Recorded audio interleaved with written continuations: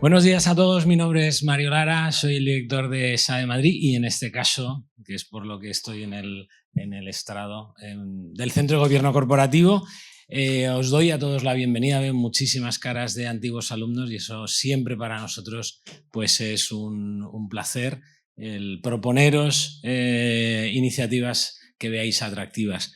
Yo creo que esta en particular, que es el tercer año que acogemos en colaboración con nuestro Centro de Geopolítica y Geoeconomía, SADEGEO, cuyo director Ángel Saz va a ser el moderador de la jornada, pues se ha convertido ya casi en un clásico, ¿no? Estamos en el tercer año en el que abordamos estos temas que ocupan cada vez más tiempo en la agenda de los consejos de administración. Me vais a disculpar, pero todo esto es posible porque hay un grupo de empresas que desde hace 6 años ya nos apoyan en estas iniciativas del Centro de Gobierno Corporativo y les voy a dar las gracias a PwC, a Georgeson, Mercer, IBM y Diligent, que han tenido a bien apoyarnos en la creación del Centro de Gobierno Corporativo. Este ciclo tiene tres ámbitos. El primero, allá por el mes de noviembre, como cada año, empezamos hablando de seguridad económica. Hoy lo vamos a centrar en las cadenas de valor. Yo creo que el título es muy sugerente. Vamos a contraponer resiliencia a eficiencia. Eficiencia ha sido probablemente uno de los grandes drivers que en el mundo corporativo nos ha llevado a diseñar nuestras cadenas de valor en el pasado. Hasta qué punto está en cuestión, pues es uno de los temas de fondo, ¿no? en la presentación que vamos a tener con Jorge Sicilia, al cual le agradezco que nos acompañe, Chief Economist del BBVA. Y la tercera jornada la vamos a dedicar al impacto de la tecnología y eso será dentro de unas semanas, ya por el mes de abril de este curso. No me quiero liar más. He hablado de Jorge, agradecer también a nuestras dos ponentes, las cuales siempre tienen también súper disponibilidad hacia nosotros. Es un lujo y un placer el acogerlas en este acto. Ana García Fao y María Eugenia Girón, que van a ser parte del panel que luego debatirá sobre algunos de los aspectos que vamos a poner encima de la mesa, pues súper rápido. Así que invito al director del Centro de Geopolítica y Geoeconomía, Ángel Saz, que va a ser el moderador de las jornadas, al escenario junto a Jorge Sicilia. Mil gracias a los Mario. dos y nada, atentos a lo que nos vais a contar, seguro que muy interesante. Gracias, Mario. Bueno, buenos días, un placer estar aquí. Simplemente la estructura que vamos a utilizar hoy para nuestro evento es, tenemos a la presentación de Jorge Sicilia, economista jefe del BBVA, como ha dicho Mario, y un ponente inmejorable para darnos el contexto de cómo están viendo desde el BBVA y su área de research tan reputada el contexto geopolítico. Y después vamos a tener un coloquio con las dos consejeras Ana García Fao y María Eugenia Girón para que nos den una visión más sobre el terreno, con ejemplos concretos sobre cómo se está viviendo este contexto geopolítico desde los consejos y cómo los consejos están abordando, analizando y respondiendo a estos eventos. Pues sin más, paso la palabra a Jorge. Jorge, muchísimas gracias por estar aquí y the floor is yours. Pues a vosotros, muchísimas gracias por la invitación. La idea es tengo una presentación y hacer un pequeño viaje que nos termine llevando a las cadenas de valor, que vais a ver que no es sencillo, sobre todo porque las cadenas de valor nos falta mucha información para poder entrar en los datos y saber exactamente lo que está pasando. Pero a través de distintas fuentes, yo creo que podemos ir convergiendo en un dibujo de lo que está ocurriendo. Con la particularidad de que hay una razón de fondo por las cuales las cadenas de valor existen. y existen porque ha sido la configuración más eficiente que las empresas han encontrado para optimizar su proceso de producción. Y eso quiere decir que cualquier cosa que intervenga en el diseño de esas cadenas de valor a través de choques de cualquier tipo son diseños que llevan a una configuración menos eficiente.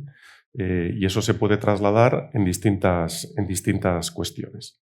¿Qué implica esto? Que a las empresas les cuesta modificar mucho sus cadenas de valor porque al final están yendo en contra de la cuenta de resultados de corto plazo que tienen.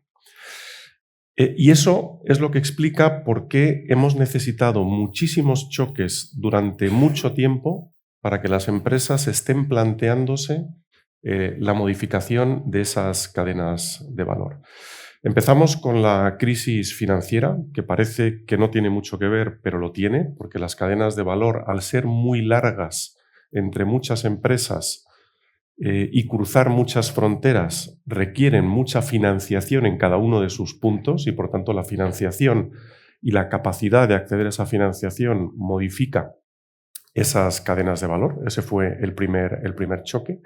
Luego tuvimos dos relativamente cercanos, en el 2011 y en el 2013, que fue el terremoto de Fukushima y un incendio en una planta en China que generó una disrupción en el mercado de microchips muy llamativa, es decir, que hubo que parar producción en algunos sitios.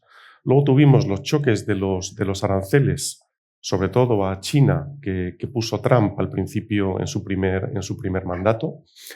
Y luego tuvimos la gran crisis de todas las cadenas de valor, obviamente, que fue el COVID, que fue la más severa, y a eso se ha sumado recientemente la guerra de Ucrania y el segundo gobierno de Trump con ese foco en los aranceles.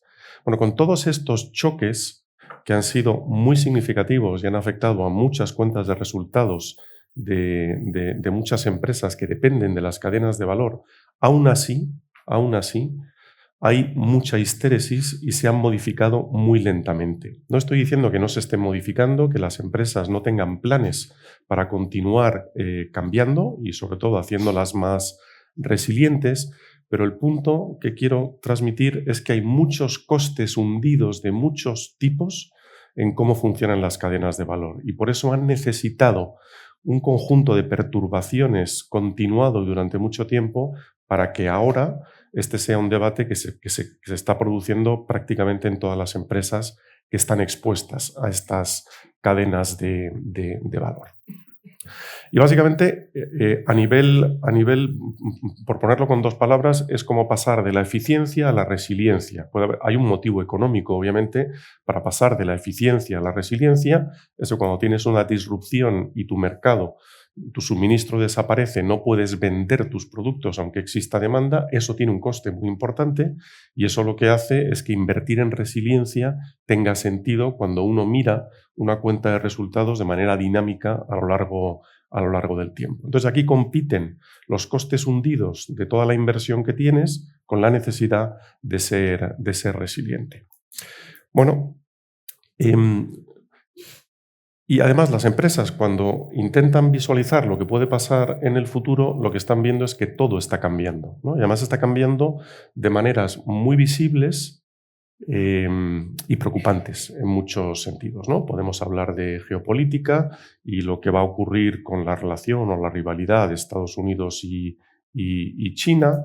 Estamos hablando de intervención de los estados a través del uso de las palancas que pueden tener, y parte de esas palancas es el control de ciertas piezas de la cadena de valor que las convierten en un arma para obtener negociación.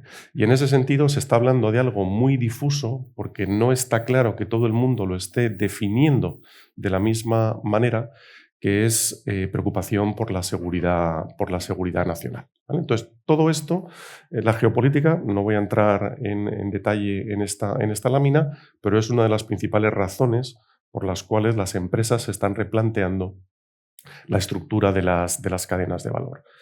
La segunda es que, obviamente, hay aranceles y porque los aranceles afectan directamente. No es lo mismo poner un arancel a un producto final que poner un arancel a un producto intermedio. De hecho, estamos viendo las consecuencias de poner aranceles en productos intermedios y cómo Estados Unidos está dando la vuelta en muchos de esos aranceles porque están recibiendo los comentarios de sus propias empresas en Estados Unidos que están empezando a tener problemas de costes en esos suministros.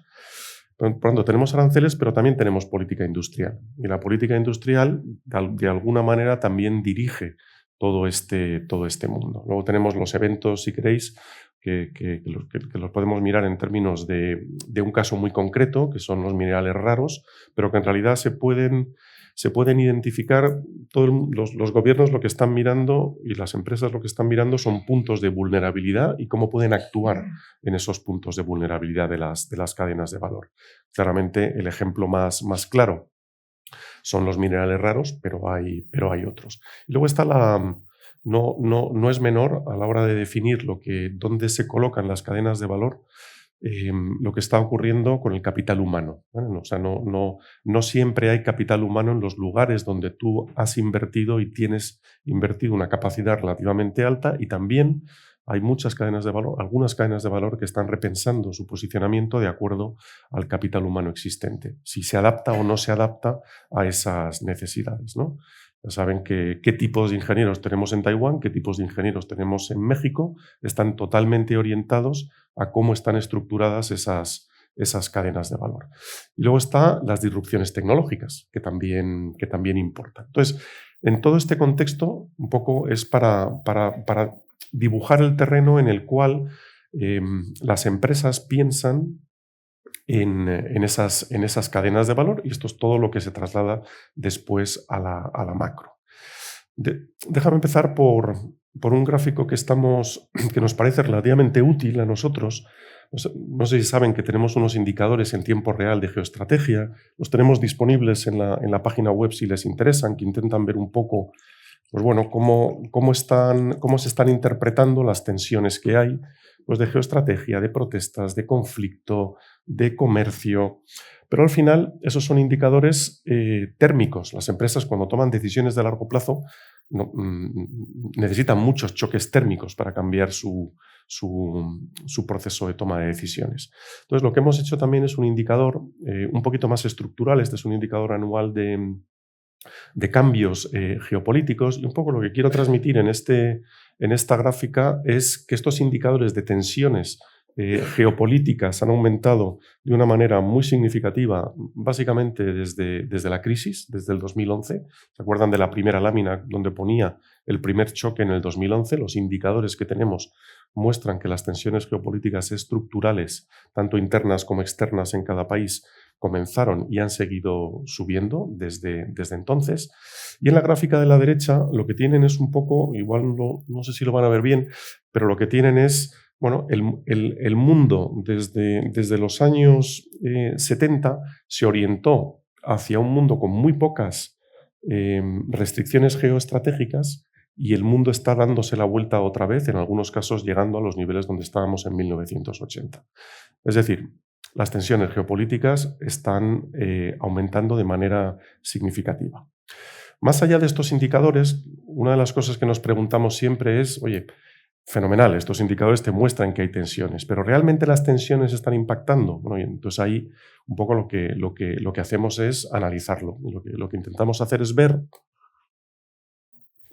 si estos indicadores de geopolítica afectan a variables agregadas, ¿no? Y lo que vemos es que sí, que este aumento en las tensiones geopolíticas afectan a la evolución del comercio, afectan a la evolución de las exportaciones y las importaciones, afectan a dónde se coloca, a dónde se sitúa la inversión extranjera directa, afecta a los flujos de portafolio. O sea que en realidad sí tiene un impacto con el signo adecuado cuando uno tiene suficientes observaciones y filtra por esos componentes en variables económicas, ¿no? Y también lo tienen variables financieras, también lo tienen la percepción del riesgo de cada uno de los países en los ratings que las calificadoras terminan imponiendo en los países, e incluso en los tipos a largo plazo, ¿no? Y desde luego en los tipos de cambio. Es decir, las variables geoestratégicas importan mucho. Vamos al último, al choque de Trump más visible ha sido el choque de los aranceles. Creo que todos lo conocemos, con lo cual puedo pasar relativamente rápido. Efectivamente, los aranceles no han sido tan altos como se amenazaban que iban a ser, pero son altos, ¿eh? Esto es una subida estructural de aranceles.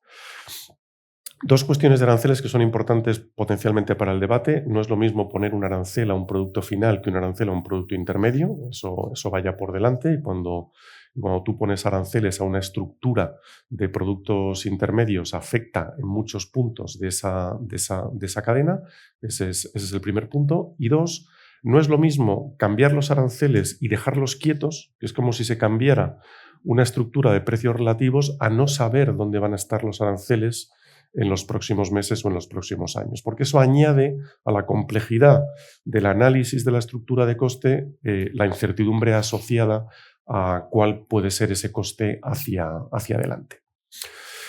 Un mensaje relevante que sí se ve cuando miramos dónde han quedado los niveles de aranceles en distintos países es que obviamente hay países que tienen más aranceles que otros, eso está claro, pero quiero destacar, lo segundo, que salvo China, los países han entendido que en este contexto es mejor no tener una contraprogramación y no hacer aranceles al país que los impone, entendiendo que el coste los suelen tener los consumidores de los propios países, que por otra parte es lo que estamos viendo en Estados Unidos, y esto hace que el efecto de la distorsión de los aranceles no se haya multiplicado. Si hubiéramos tenido cambios de aranceles de terceros países, posiblemente estaríamos en otro entorno económico. Pero lo segundo que les quiero mostrar es que Estados Unidos se ha dejado vías de escape, ¿no? Las vías de escape que se ha dejado tienen que ver con los tratados que tiene firmados, tiene que ver con dónde están las cadenas de valor situadas y básicamente, por mucho que la retórica sea la que es, cuando veis los aranceles que tiene Canadá y México, pues son muy bajos, porque gran parte de esos productos entran por el tratado y esos están exentos de aranceles. Tienen otros, tienen acero, no estoy diciendo que no estén sujetos a aranceles, lo están, pero tienen una estructura distinta. Y el cambio en aranceles y esta incertidumbre, esto es un indicador de Chad Jones del PIE que lo sigue en tiempo real, pues la verdad es que se ve que es bastante... ha cambiado. O sea, lo que creemos es que da la impresión de que estamos en un mundo donde los aranceles van a seguir siendo altos, ¿no? Ya veremos si tan altos o cómo evolucionan. El efectivo es lo que se recauda al final dependiendo de lo que se ha importado, ¿no? Y no es el arancel explícito, ¿no? Eso es. Hay dos maneras de calcular el arancel efectivo. Hay una manera que es indirecta, que es esta que tú dices, que es tú ves cuál es el ingreso fiscal que tiene Estados Unidos está reportado el ingreso fiscal por aranceles, con lo cual tienes que tomar el dato último que tengas de la estructura de importaciones, asumir que esa estructura no ha cambiado, y entonces con esos ingresos y con los aranceles sacas un arancel efectivo.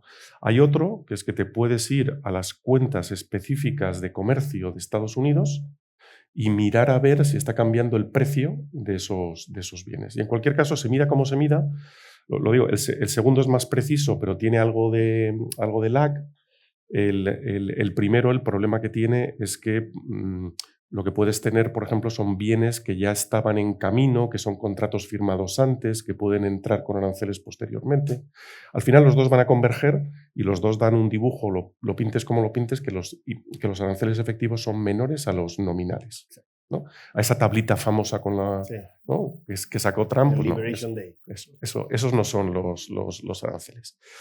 Y el siguiente dibujo que tenéis aquí, más allá de la ensalada de nombres, lo que tenéis en el eje horizontal es el cambio en aranceles, ¿vale? Por tanto, para cada uno de los países tenéis el cambio arancelario, y lo que tenéis a la izquierda es lo que tenéis en el eje vertical es cómo han cambiado las importaciones el ratio de importaciones de Estados Unidos, ¿vale?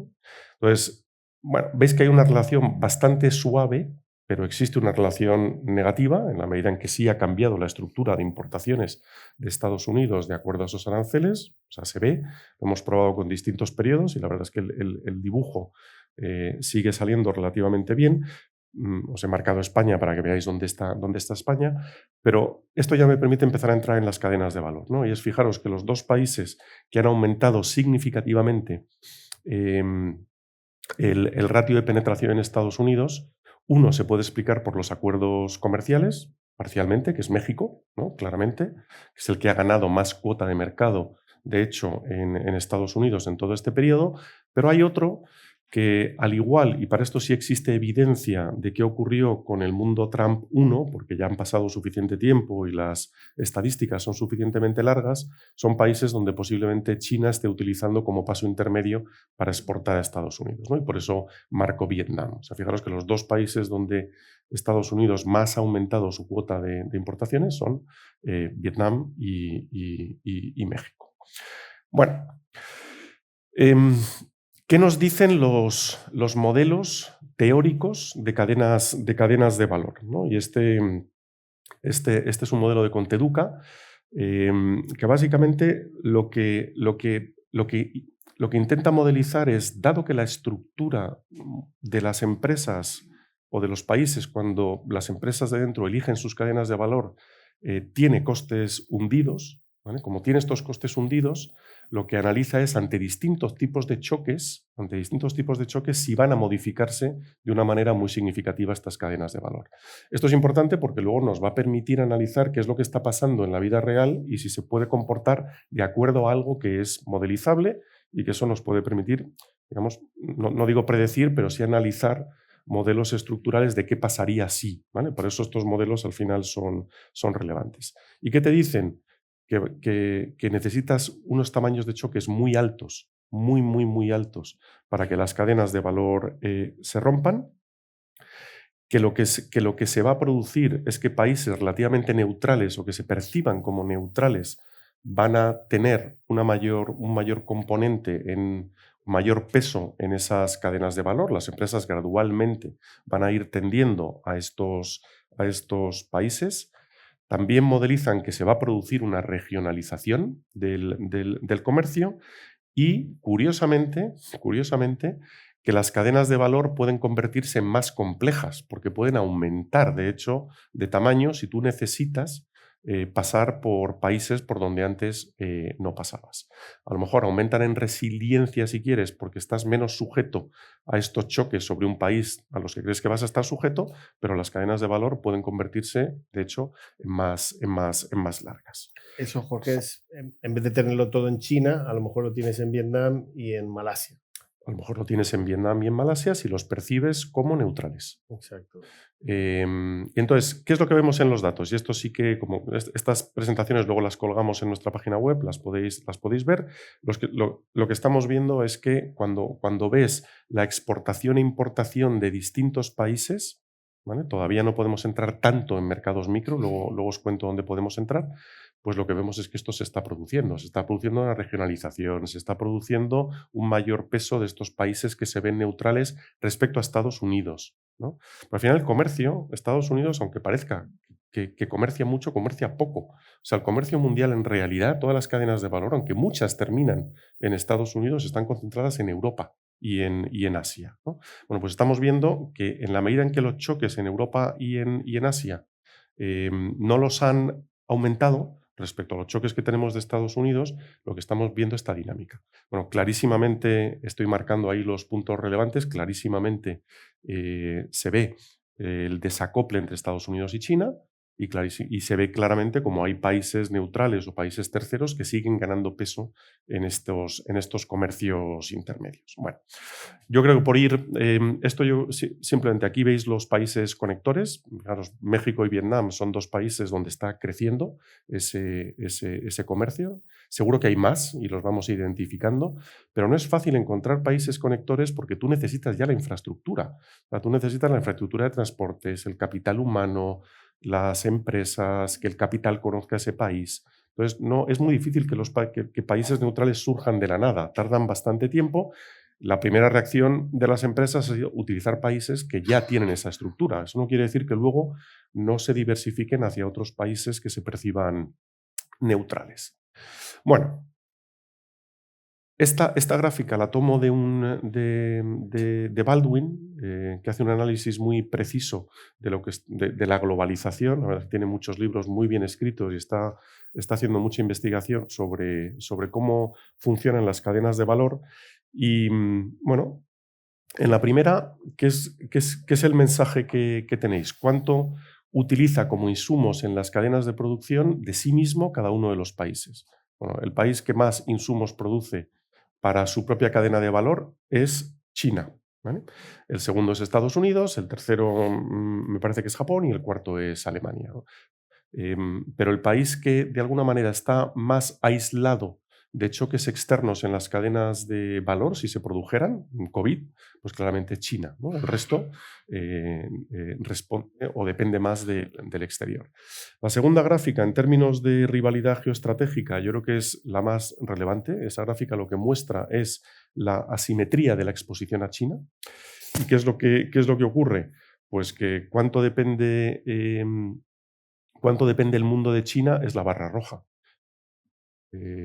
Y fijaros lo que pasa. Estados Unidos depende muchísimo de China. Japón está muy expuesto a China en esas importaciones de bienes intermedios y Alemania depende muchísimo de China. ¿Cuánto depende China de Estados Unidos? ¿Cuánto depende China de Japón? ¿Y cuánto depende China de Alemania? Es la barra azul. Prácticamente no depende nada. O sea, ya no es solo que China se autoabastezca, sino que en las estructuras de cadenas de valor, más allá de que ahí puede haber elementos críticos que sean muy importantes, pues China tiene ganada la partida. Y esta es una partida que es muy difícil de cambiar. Jorge, esto seguramente hace 20 años era al revés, de alguna manera, ¿no? No, claro, es que China, sí. Que China dependía más de nosotros que nosotros de ella, y eso lo ha revertido en 20 años. Eso lo ha cambiado, ha tenido una política industrial muy, muy clara. Para los que hayáis leído el libro de Apple en China, es súper interesante de cómo China ha cambiado toda la dinámica a través de presiones y a través de estructuras y a través de subvenciones y de ponérselo fácil a todas las empresas. Ha ido modificando completamente todas las cadenas de valor de Apple hasta que se han ido a China prácticamente, ¿no? Como ejemplo de lo que ha hecho con otro montón de industrias. Bueno, yo un poco ya voy a ir bajando al punto de cadenas de valor. Todo esto se ve, efectivamente, Estados Unidos está intentando reaccionar claramente, o sea que aunque cite mucho más en los documentos de estrategia nacional y de Europa que a China, donde está cambiando realmente la estructura de comercio es con China. Las empresas están entendiendo eso y lo están entendiendo porque pasó con Trump 1, pasó con Biden y pasa con Trump 2, ¿no? Con lo cual los mensajes son bastante claros. Pero dicho eso, el comercio sigue. O sea, el comercio no se ha roto, está cambiando su estructura, se está regionalizando, está generando algunas redundancias, están ganando los países neutrales, pero las exportaciones continúan y las exportaciones como proporción del PIB no se están acelerando como en el periodo de hiperglobalización, pero desde luego se mantienen relativamente altos. Bueno, el siguiente punto, fuera de aranceles, cuando miramos la cuestión geoestratégica, tiene que ver con las políticas industriales. Y aquí estos son estadísticas que lo que hacen es mirar cuáles son los argumentos que ponen los propios países cuando introducen medidas de política industrial, ¿no? Y este es bastante interesante por dos razones, ¿no? El primero es, vamos a verlo claramente, que es cómo han subido esas medidas de política industrial, que son de distinta naturaleza, pero son mayores ahora que antes, y esto es algo que empezó en los años 2000, recuerden. Pero luego lo segundo, ahí en la gráfica de la derecha, el primer periodo, las tres primeras barritas son del 2009 al 2016 y el siguiente es 2023-2024. Hemos querido quitar un poco lo del periodo de la pandemia. Bueno, antes, cuando uno intervenía, sobre todo en Estados Unidos y en Europa, no en China, fijaos que China no ha cambiado nada. China es la primera columna. China ha aumentado este rojo, que es, ahora lo comentaré, pero básicamente la estructura no ha cambiado mucho. La estructura de Estados Unidos y Europa sí. Antes la política industrial era por políticas climáticas, ahora está cambiando hacia seguridad del suministro, autonomía estratégica y seguridad nacional, que son las 3 razones por las cuales los países están introduciendo medidas de política industrial de distinto tipo, ¿vale? Por lo tanto, ellos mismos están diciendo que está cambiando. Os he traído aquí, por si entra en el debate después, simplemente lo que ocurrió con las tierras raras, que es un ejemplo de cómo China ha enganchado un nodo de esa cadena de valor y se lo ha apropiado prácticamente con algo relativamente sencillo. O sea, no estamos hablando, ya saben, ¿no? Las tierras raras no son raras. O sea, hay muchísimas, pero el proceso sí es complejo y contaminante. Pero bueno, en cualquier caso, ¿qué es lo que le ocurre a una cadena de valor? Pues pasa como todas las cadenas. Si tú tienes un eslabón débil, la cadena se rompe. Entonces, cuando tienes un control en un mundo como el actual de un eslabón de una cadena de valor tan fuerte como esta, pues efectivamente la capacidad de negociación de China aumenta significativamente, ¿no? Y claramente este es uno de los ejemplos.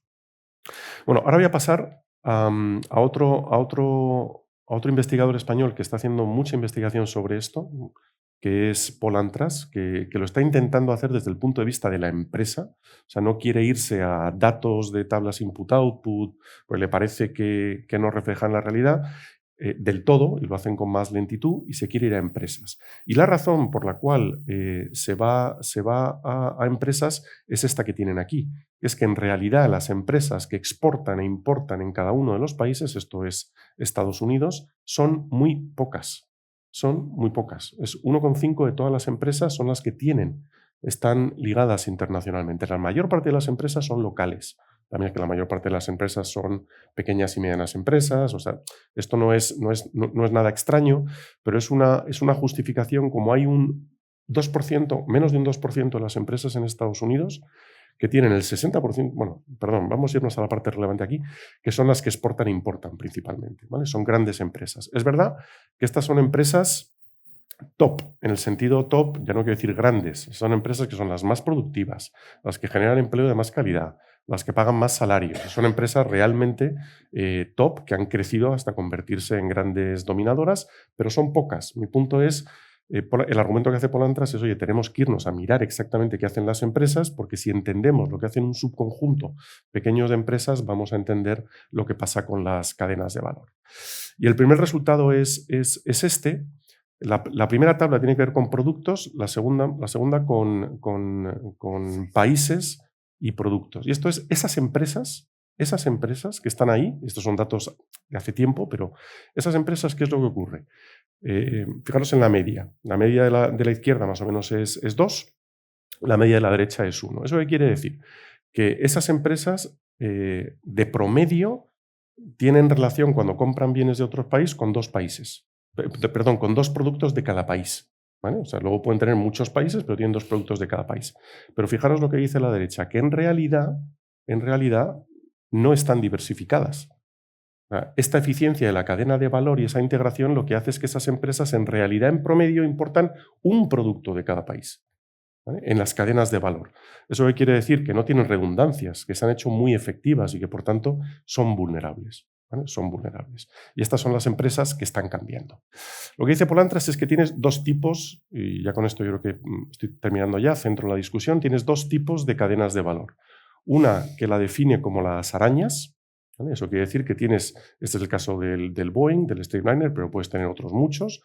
¿Y qué es lo que ocurre? Que cada piececita, ¿no? De Apple habréis visto que también tiene, cada piececita viene de países diferentes, ¿vale? Y estos se produce un ensamblaje, pero en realidad lo que hacen es, en distintos lugares del mundo se producen cosas que luego se integran, de acuerdo a la teoría de la especialización, en un producto final, ¿no? Que obviamente se monta en un solo país, porque el avión tiene que salir entero al final en los países donde se prueba.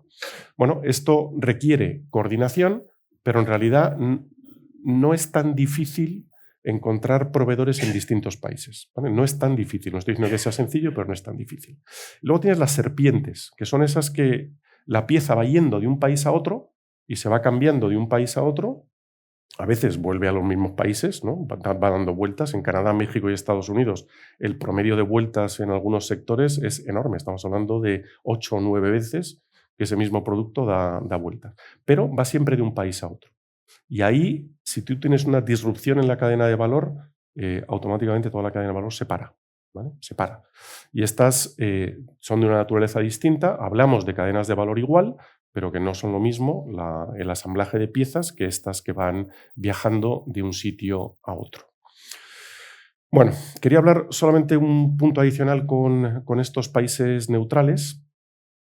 Y estos países neutrales, fijaros que aunque os he comentado antes que México está aumentando significativamente su peso en la cadena de exportación a Estados Unidos, es verdad que menos en automotriz y se está yendo más a computadoras, pero que de alguna manera, según vaya la cadena de producción y la producción en Estados Unidos, México, como está integrado, Canadá también, México, como está integrado, está teniendo un aumento de exportaciones significativo, pero México no es ajeno a la incertidumbre que os comentaba antes, ¿no? Y es que en la medida en que el Tratado de Libre Comercio sigue abierto, en la medida en que todavía no se han cerrado las negociaciones comerciales, pues lo que está pasando, lo digo México como proxy, es que en este mundo no se está invirtiendo. Las empresas están haciendo las inversiones que necesitan hacer para mantener un poco la producción y atender la demanda, esas se están haciendo, pero respecto a otros periodos y respecto al ciclo económico, el nivel de inversión nueva está cambiando.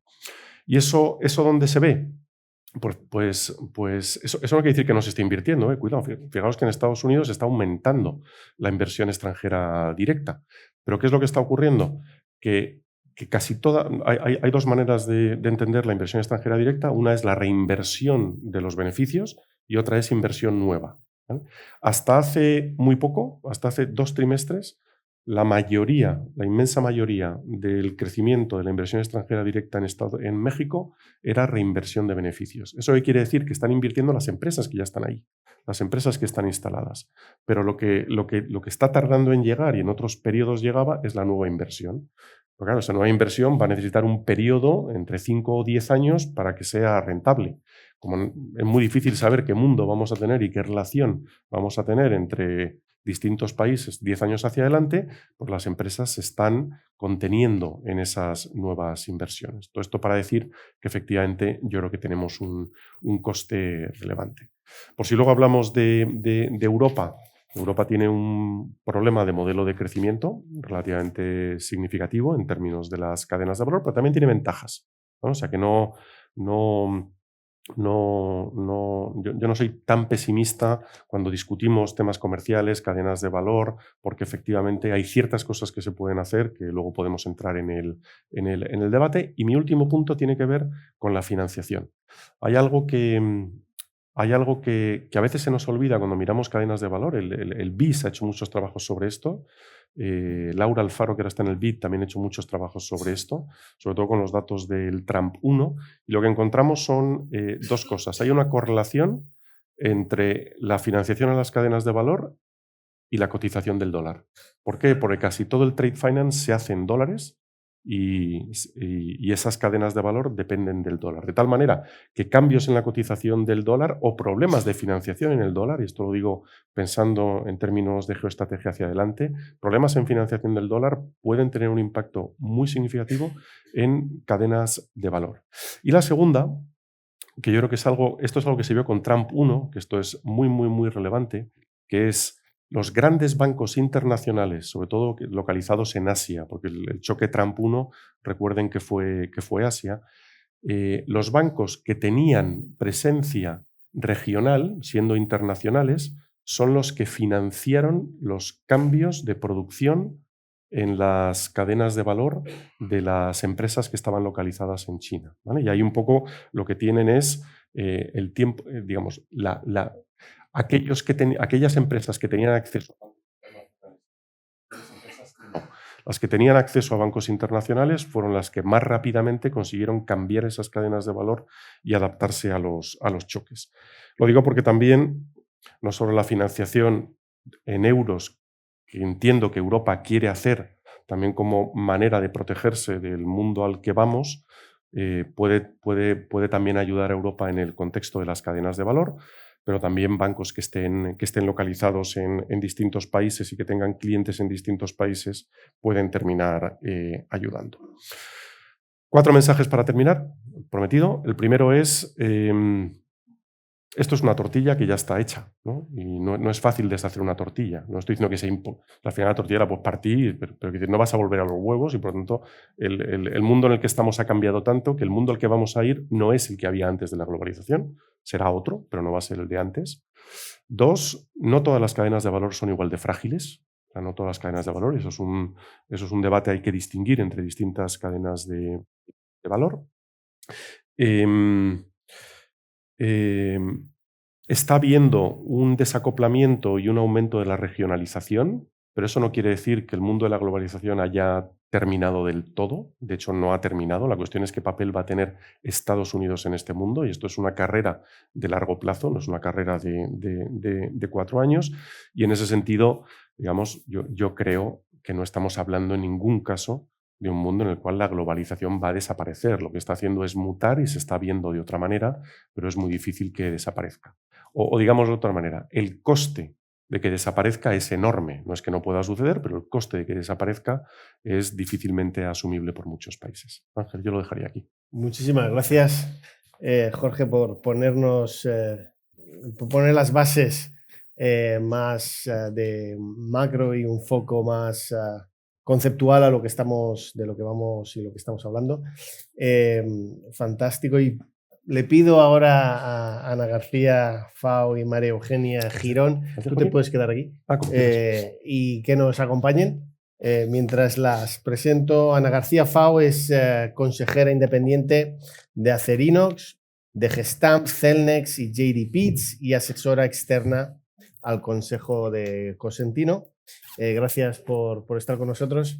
Y María Eugenia Girón es vicepresidenta de Oceana y consejera independiente de CIE Automotive, Corporación Financiera Alba, de La Viuda y Birks Group. Gracias por estar con Muchas nosotros. Gracias. Bueno, los tres ponentes aquí son personas con unas agendas muy complicadas y por tanto es un privilegio teneros. Empiezo contigo, María Eugenia.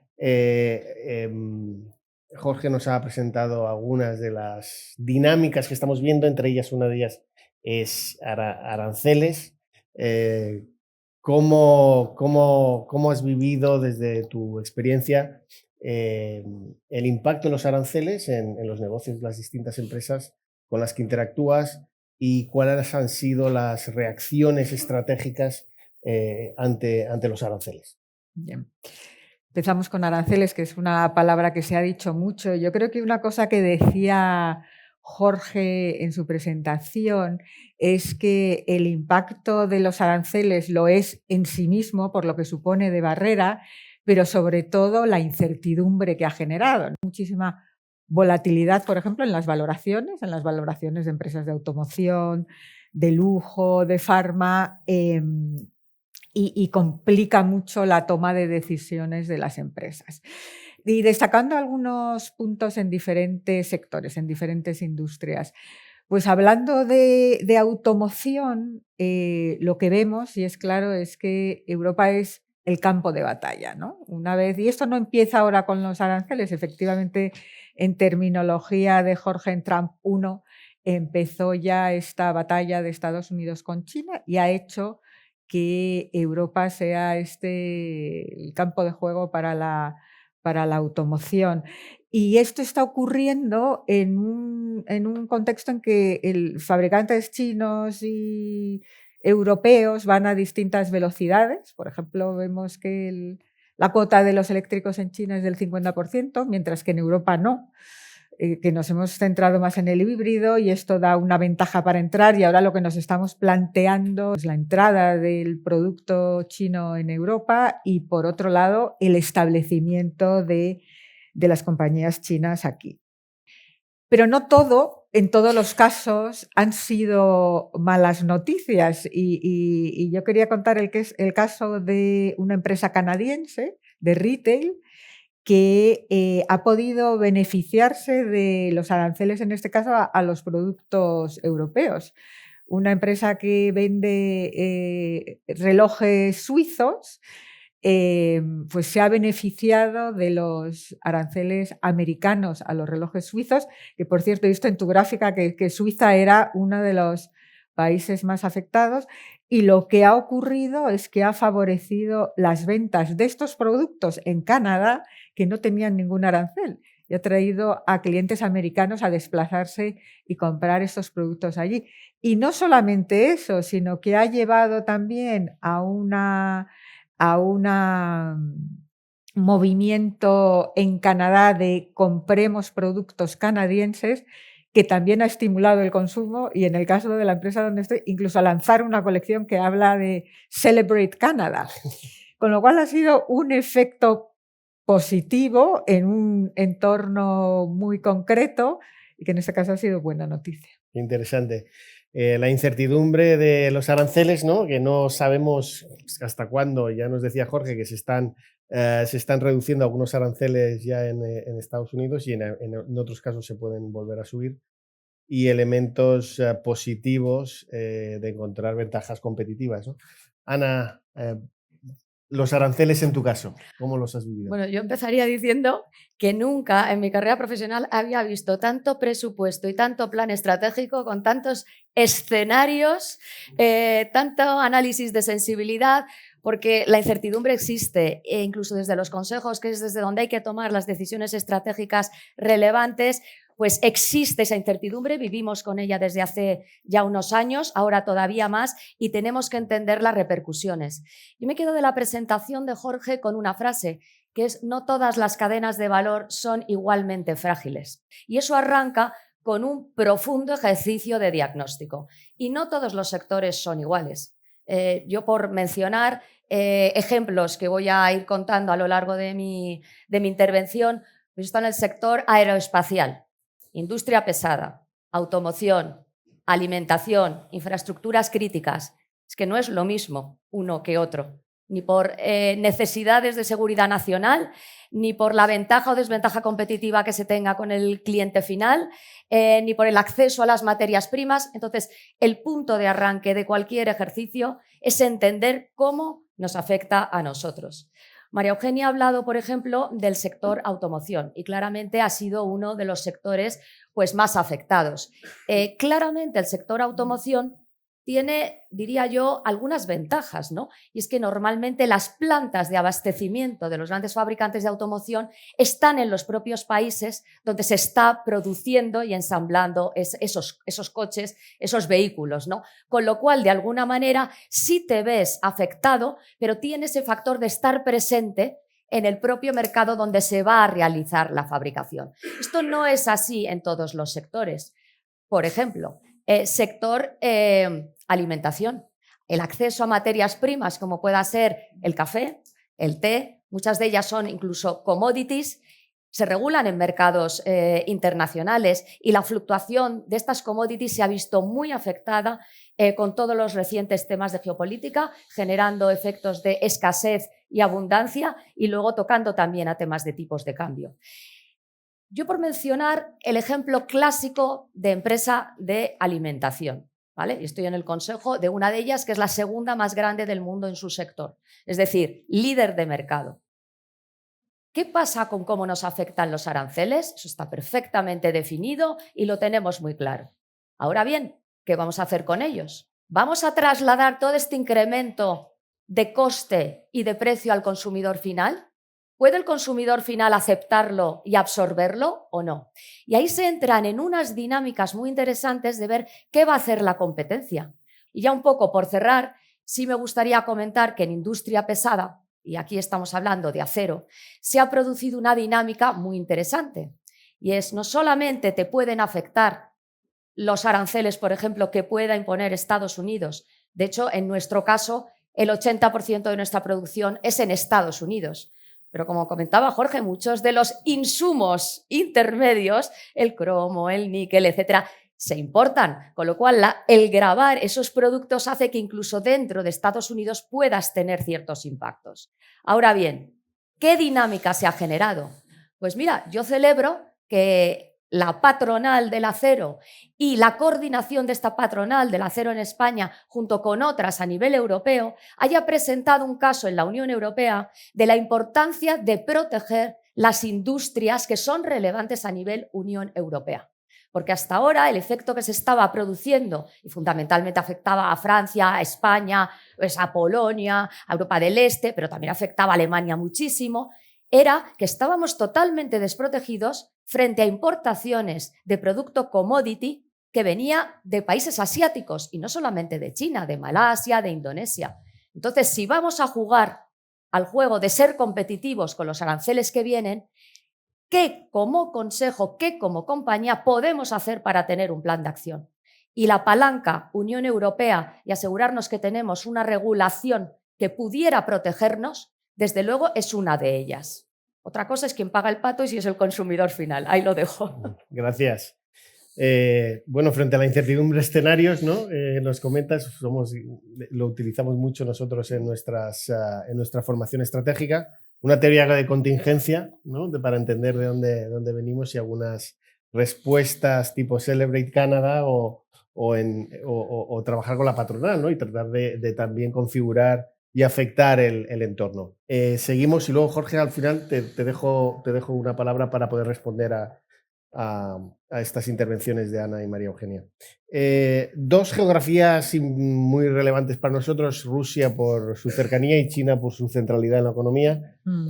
¿Cómo, María Eugenia, cómo vives o habéis vivido, por un lado, las sanciones a Rusia y todo lo que ha pasado respecto al conflicto con Ucrania, y por otro lado, las dinámicas en China, donde el capitalismo de Estado ya está perfectamente asentado y donde hay toda una serie de políticas que pueden influir, ¿no? en el trabajo de empresas internacionales?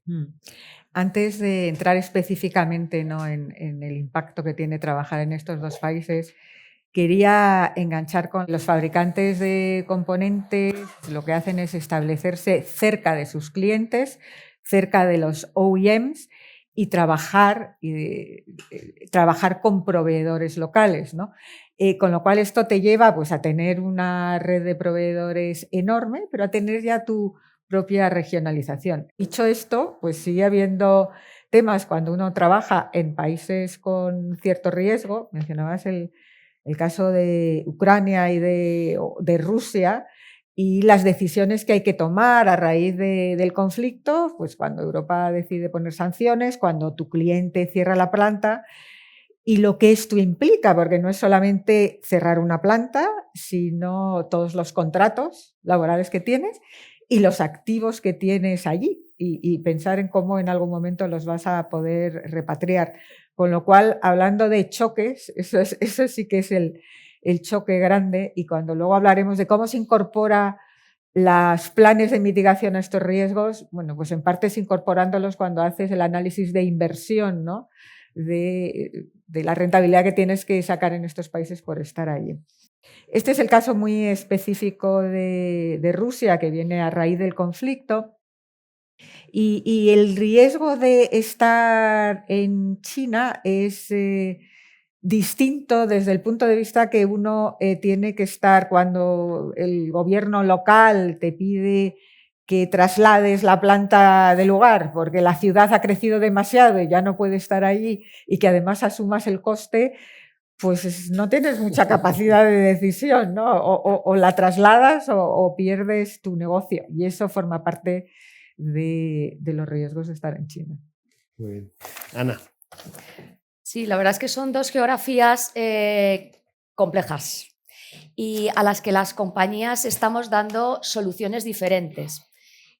Yo, por mencionaros aquí, yo he tenido 3 casos totalmente distintos siendo consejera de dar una respuesta al conflicto en Rusia. En la primera de ellas era una firma de servicios profesionales, ¿vale? Que éramos muy fuertes en la región, y donde tuvimos una plataforma ya de ensayo, porque no sé si recordáis que ya se produjo en Middle East, en lo que era el bloqueo a Qatar, un escenario muy bueno de aprendizaje de cómo reaccionar ante una geografía en la que se estaba presente y que resultaba sancionada por precisamente el cuarteto de países más próximos, pues que le hicieron un bloqueo, ¿no? En el caso de esta firma se optó por una solución bastante ordenada. Los socios locales compraron la propia franquicia de la compañía allí, y a los socios se les dio, desde un punto de vista corporativo, la opción de o trasladarse a una de las oficinas que teníamos o en Polonia o en otros países de Europa, o permanecer allí con una nueva marca, con esta nueva unidad. Así se solventó, 0 problemas, 0 sanciones, las decisiones se tomaron en el mes siguiente y aquello fue inminente y de un día para otro. Otro ejemplo distinto, el tema, por ejemplo, pues de automoción. En automoción, como mencionaba María Eugenia, se tienen unos contratos específicos con proveedores y con grandes fabricantes. No puedes salir de un día a otro e incumplir los contratos existentes. Hay que seguir, por supuesto, un escrutinio muy serio de todas las entidades sancionadas y de las personas físicas sancionadas, evitar tener asociaciones con ellos, rescindir las alianzas o asociaciones en el caso de que alguien saliera en la lista, algo que se llevaba desde el Consejo con un escrutinio y un monitorizaje absolutamente pues, diario, ¿no? Pero sí que es verdad que hay que asumir las responsabilidades que la compañía tiene, y ahí la solución no es algo de un día para otro, porque estaría incumpliendo mis contratos existentes. Por lo tanto, pues se buscó una solución que daba confort, pues digamos, a todos los stakeholders. Cumplimiento de los contratos existentes, rescindir alianzas y operaciones con los socios sancionados, etcétera, etcétera. Pero luego hay un tercer caso muy curioso y se corresponde con mi empresa de alimentación. Éramos los líderes de café en Rusia y se consideró que era un producto pues, asemejado a uno de primera necesidad y no podíamos salir. ¿Qué hicimos? Pues obviamente no puede ser sancionado por el Estado ruso ni por el gobierno ruso ni dejar de servir un producto de primera necesidad. Lo que hicimos fue cambiar de marca, mantener las plantas y pues convivir con una situación que era compleja. Por supuesto, en ningún caso se estaba trabajando con nadie que resultara sancionado, pero el hecho de por qué comparto esto es porque no hay una solución única.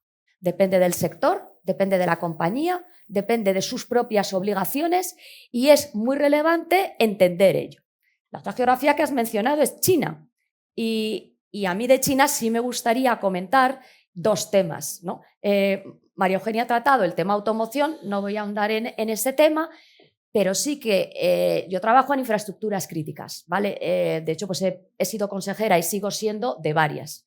Todo lo que es el abastecimiento de materiales para la industria, tanto eléctrica como de telecomunicaciones, ya sabéis que ha habido varios proveedores chinos que la regulación impide o restringe el abastecimiento. Y ahí se genera un debate en el Consejo. Es, oye, es que si contrato con este proveedor tengo un ahorro en gastos a igual calidad que si contrato con este a nivel europeo. Bueno, pues room for thought, porque esto forma parte de las agendas. Y luego, por mencionar un caso muy concreto de la industria de defensa, también de infraestructura crítica, de una compañía francesa, y las compañías francesas son otro nivel. La geopolítica forma parte de estas compañías desde el día 1. Son compañías muy protegidas por el Estado francés. El Estado francés tiene clarísimo que apoya estos sectores y es un aprendizaje cómo involucran a embajadas, al propio Estado, en conseguir hacer lobby, proteger las compañías, etc.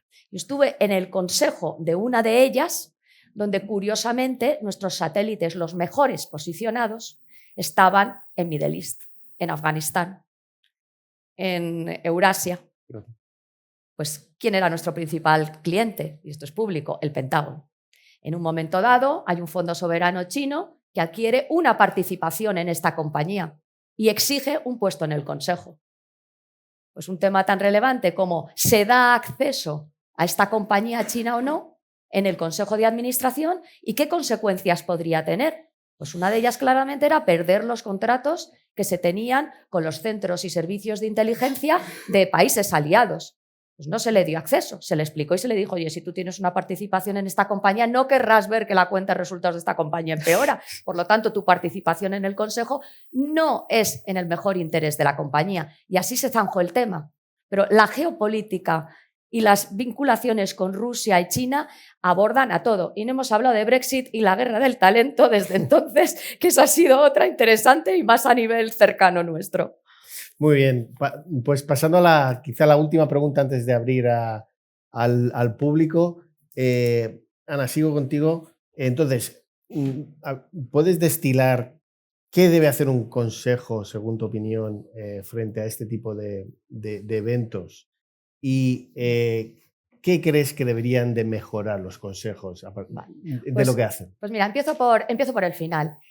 Cuando yo empecé mi carrera como consejera, salvo excepciones como esta compañía francesa de la que os hablaba y de alguna entidad financiera, de geopolítica no se hablaba en los consejos. Era ese tema de estamos presentes, tenemos presencia en estos países y como mucho se hablaba cuando se calculaba el WACC para valorar las compañías y decías, oye, aquí hay una prima de riesgo, el tipo de descuento tengo que cambiarlo para hacer este tipo de inversiones.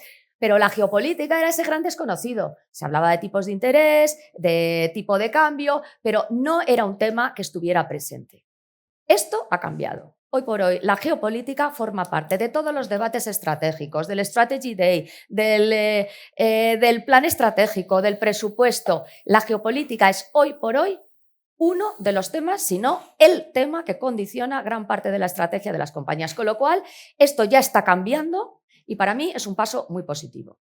El segundo aspecto que debe tener en cuenta el Consejo de Administración es si tiene una composición adecuada para hacer frente a estos riesgos. Tiene representantes de diferentes nacionalidades, tiene expertos o consejeros que hayan participado en episodios de esta magnitud o de esta naturaleza. Tenemos una composición adecuada para hacer frente y en caso de que no sea así, se le va a poner remedio o vamos a trabajar con terceros que nos apoyen.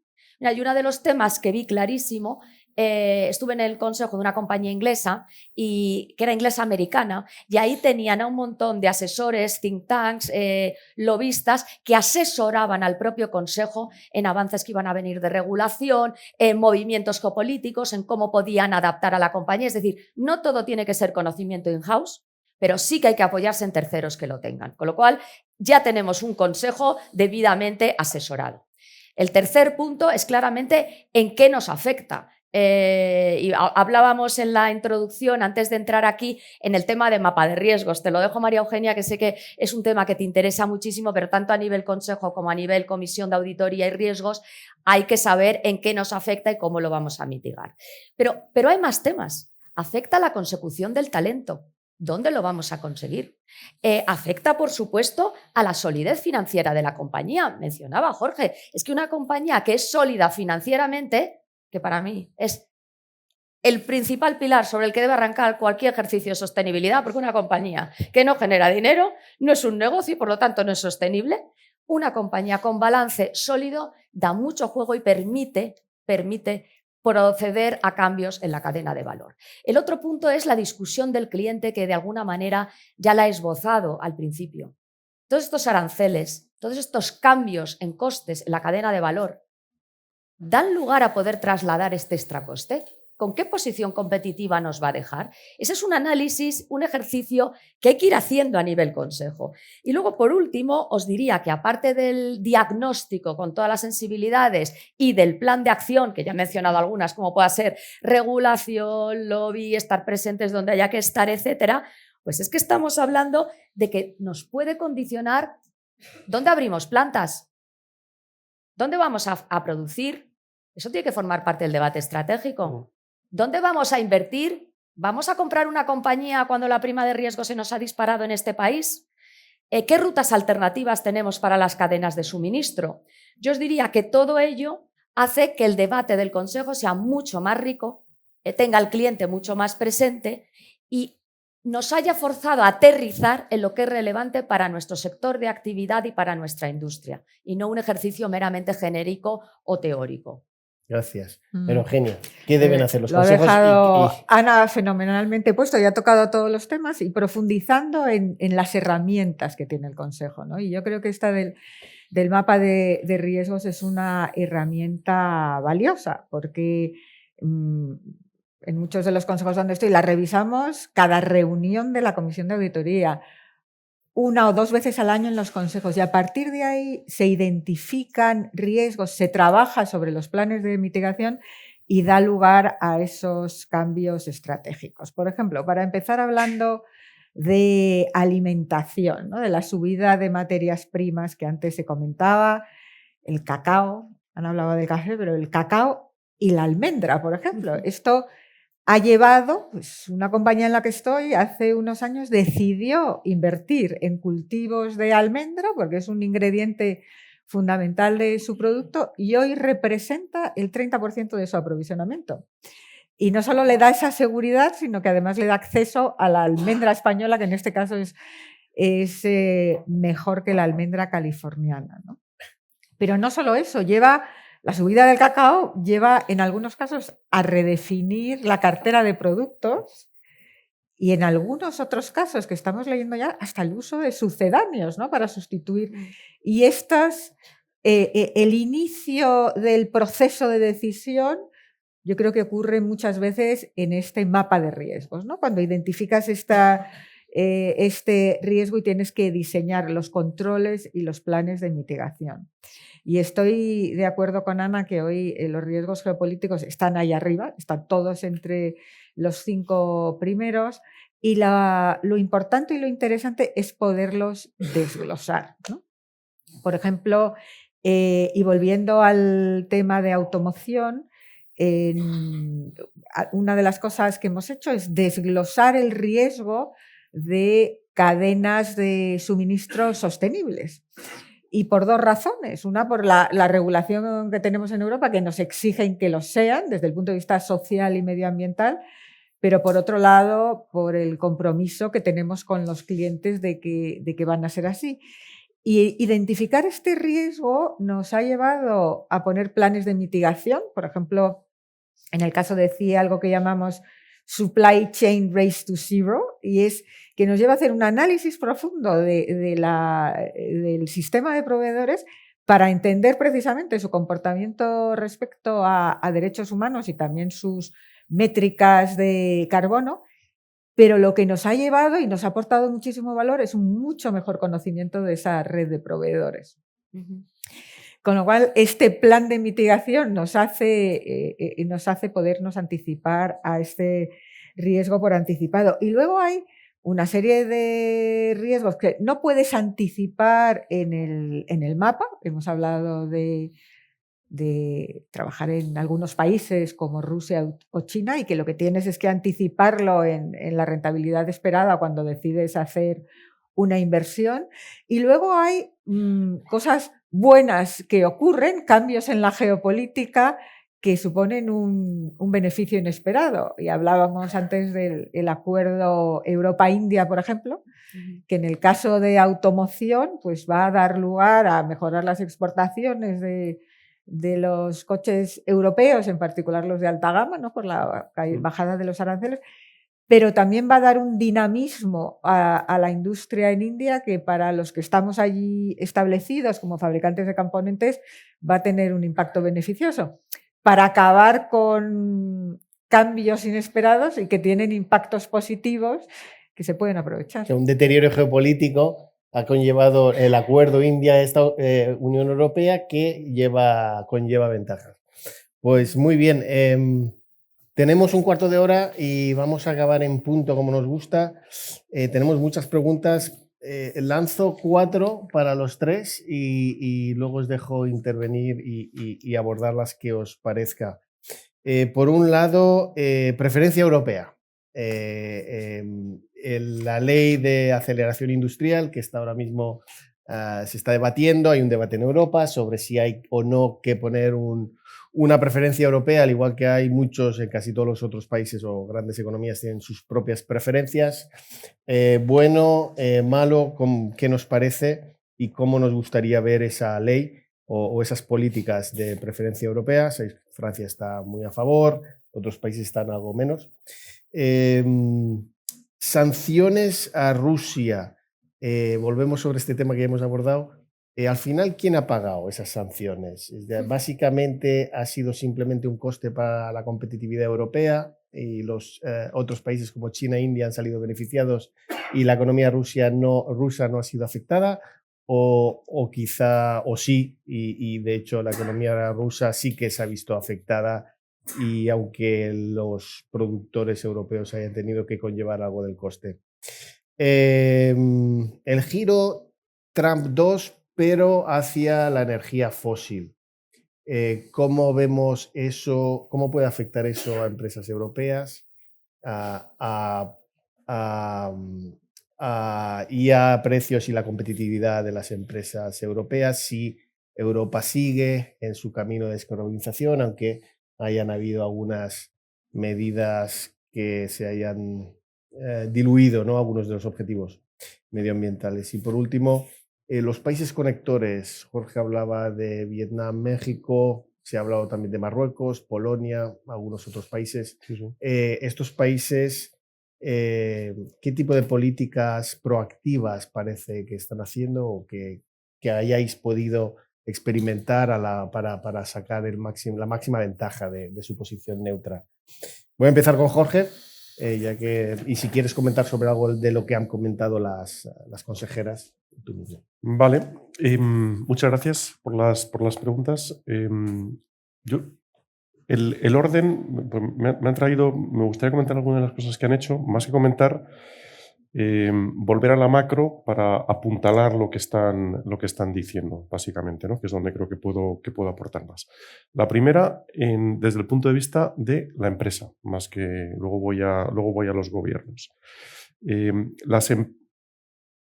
Acordaros que en esta estadística que ponía de las empresas industriales, porque eran industriales, que eran una proporción relativamente pequeña de todas las empresas, pero son las más capitalizadas, las más grandes, las más preparadas, con mayor capital humano, llevan 25 años analizando la estructura de las cadenas de valor y han ido creciendo como estaban comentando, en los debates internos de cómo hay que analizar esas vulnerabilidades. Entonces, en ese sentido, han tenido un proceso de aprendizaje que yo creo que nos hace, no hay que bajar la guardia, pero nos hace pensar que muchas de ellas deberían ser lo suficientemente resilientes. Y obviamente la composición del balance, el tener un balance sólido, es parte de esa resiliencia, pero también lo es entender tus vulnerabilidades, tomar decisiones rápidas, estar preparado. O sea, toda la estructura interna de cómo se toman decisiones, estas empresas yo creo que se han ido preparando.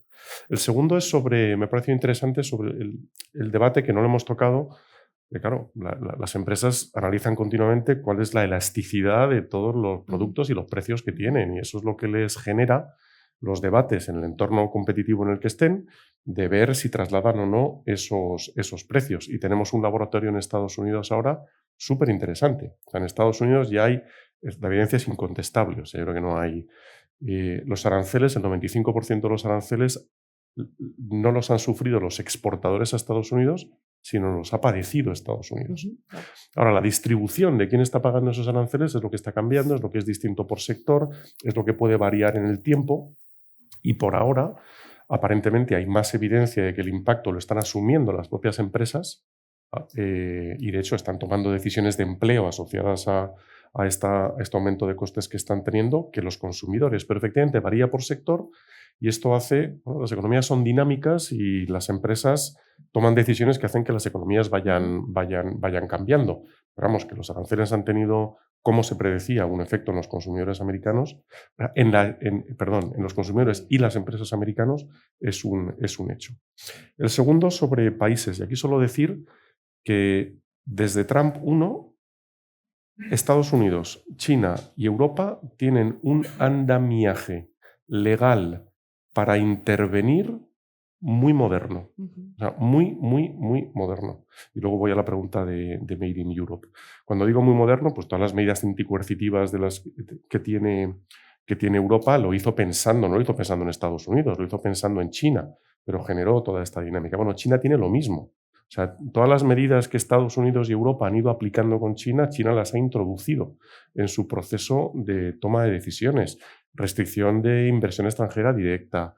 Entonces, el andamiaje de las empresas, y luego hay países que lo utilizan mejor que otros. Yo creo que ese es un punto muy relevante, pero que la estructura legal para intervenir existe.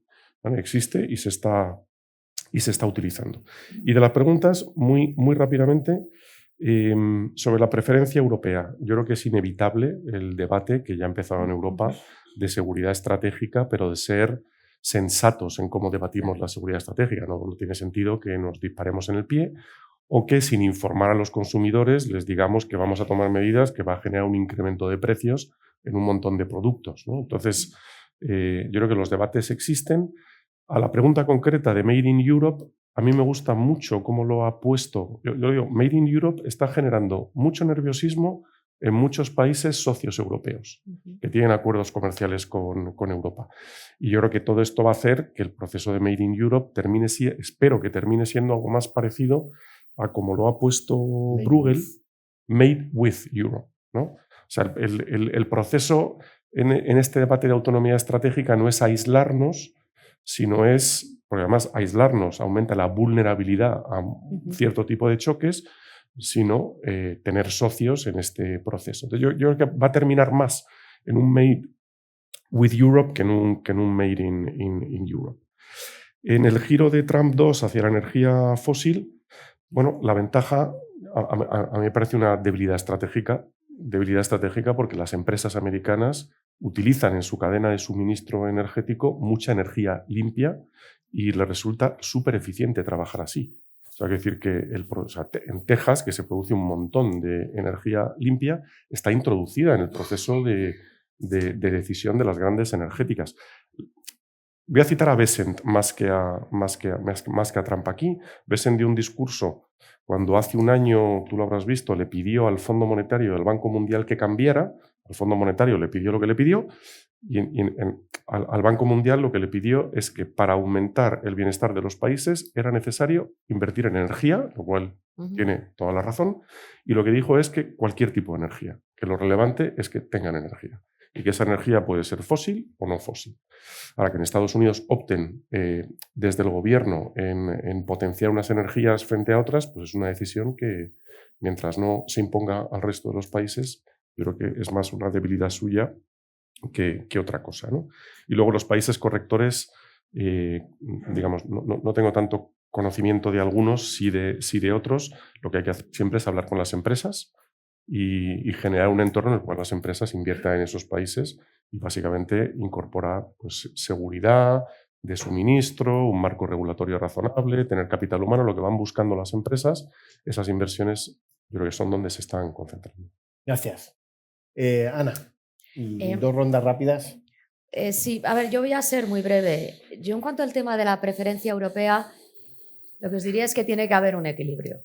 Y que obviamente hay que proteger las industrias que son claves a nivel europeo, que también las empresas tienen la capacidad de entablar diálogo, lobby, etcétera, para que esa regulación sea aceptable, pero que, como ha dicho Jorge, no nos podemos pegar un tiro en el pie, porque al final estamos sirviendo a un mercado que tiene la economía que tiene y que los productos no pueden ser excesivamente caros por el simple hecho de que nos estemos protegiendo como mercado. Entonces, yo creo que como todo en la vida hay que hacerlo con sentido común y el legislador tiene que entender aquellos temas que son más accionables que otros. Pero es un tema que ha venido para quedarse, con lo cual pues vamos a estar escuchando mucho más de esto en el futuro.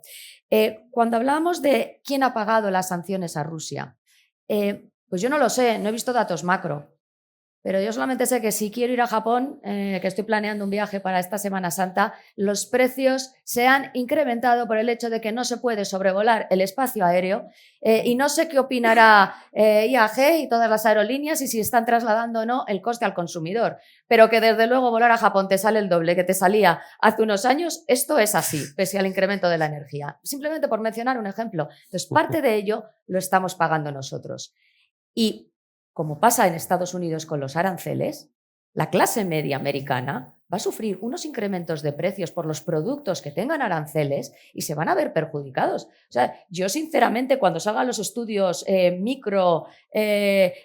americanos, vamos a ver qué opina la clase media allí, porque al final pues siempre dices, la gente con más poder adquisitivo tiene una capacidad de absorber eso en su presupuesto económico familiar. Pero yo no sé, las clases medias y las clases bajas, y Estados Unidos tiene una gran clase baja con bajo poder adquisitivo, ¿cómo van a absorber este incremento en productos fundamentalmente exportados?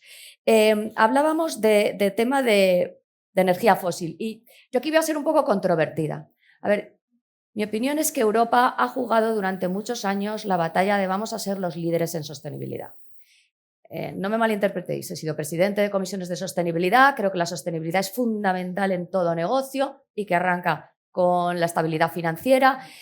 Le atribuyo la importancia que tiene, creo que las cosas hay que hacerlas bien, con ética, con compromiso social y cuidando el medio ambiente, sí. Ahora, no es lo único, no es lo único. Entonces, ahora se está empezando a dejar de demonizar la energía nuclear. ¿Por qué? Porque genera estabilidad en el sistema, porque tiene unos costes más bajos.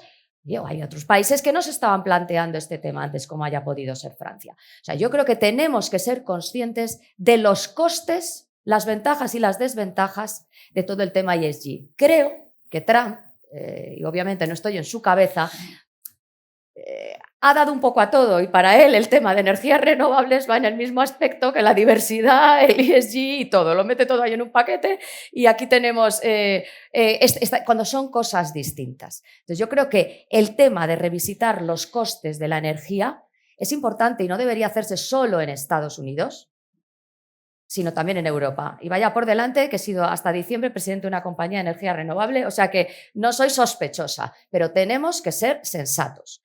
Y luego la última pregunta, yo de los países conectores sé muy poco. Lo que sí que sé es que en compañías donde producimos y donde tenemos cadenas importantes de suministros, todos esos países son clave. De hecho, he estado en una compañía de tecnología donde Vietnam para nosotros era absolutamente crítico y sobre todo se empeñó un papel fundamental en la guerra de los semiconductores y en la crisis de los semiconductores que se produjo hace ya unos años, antes del COVID, y que fue brutal para el sector.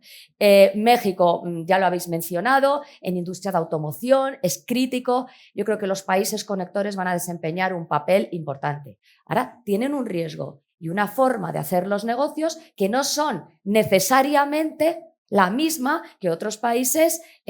Algunos tienen más toques de emergente que de consolidado, otros son más consolidados. Hay que estar alerta, por lo tanto, desde el punto de vista del Consejo de Administración, ojo con los riesgos, que son muchos los beneficios, pero que también sepamos que no es lo mismo operar en Europa Occidental que en Europa del Este, que en Sudamérica, que en Sudeste Asiático. Es como la vida misma. Gracias, María Eugenia. Para acabar. Para aportar alguna cosa más, ¿no? Sobre la ley de aceleración industrial en Europa, estoy de acuerdo que aquí el diablo está en los detalles. ¿Quién la paga? ¿No? Entonces, cuando hablamos de productos orientados al consumidor, ojo con lo que estamos haciendo. Y quizás antes hablabas, Ana, del acero y materias primas. Esa es otra conversación, pero ahí habría que entrar sector a sector y caso a caso más que definir una normativa para todos. En el tema de Trump y el giro hacia las energías fósiles, aunque Estados Unidos tome esta decisión, el cambio climático sigue ahí, ¿no? Y estar preparados o combatir este cambio climático es parte de construir la resiliencia. Lo que sí es muy bueno es ver cómo ha cambiado la conversación, que era una conversación sobre regulación, y ya no es sobre regulación, es sobre competitividad. Y la última reunión en la que Europa está hablando de mercado único energético o mercado único de telecomunicaciones y financiero, pero en particular sobre la energía, es la conversación más que la conversación sobre la regulación. O sea que quizás hasta le tenemos que agradecer a Trump que nos haya movilizado en esa dirección. Sobre estos países conectores, México, en el caso de automoción, es un mercado clave. Hemos visto que a pesar de todo el ruido que ha habido, pues sigue estando ahí como un país clave. Y el tema de sanciones a Rusia, creo que lo habéis dicho, esto de quién lo paga. Hay situaciones en las que uno no puede hacer otra cosa, aunque sepas que al final el coste lo vas a recoger. Y probablemente esta es una de ellas. Pues muchísimas gracias, María Eugenia, gracias, Jorge, gracias, Ana, y gracias, Mario. Y gracias a todos vosotros por venir, ha sido un placer. Y simplemente deciros que ahora tenemos un café donde podemos seguir la conversación con los ponentes y entre nosotros, aquí a mano derecha que nos indicarán. Muchas gracias. Gracias.